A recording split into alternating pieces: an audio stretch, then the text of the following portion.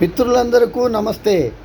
నేను మీ తన్నీరు శివరామకృష్ణ పొన్నూరు.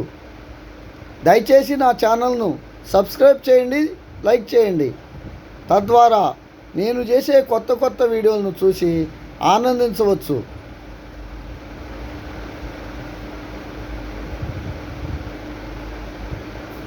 ఈ జగత్తు దేనిలో ఉంది? అసలు ఇదంతా ఏమిటి? ఈ జగత్తు దేని నుంచి ఆవిర్భవించింది?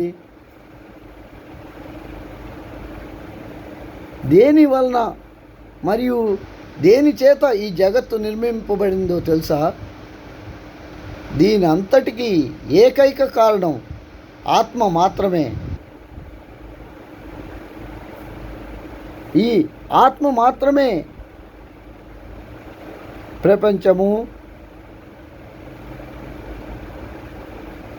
జీవాత్మ, పరమాత్మ దృశ్య రూపాలు. ఈ మూడు ఏకకాలంలో ఆవిర్భవిస్తాయి మరియు ఏకకాలంలో అంతమవుతాయి. గుర్తుంచుకో మిత్రమా.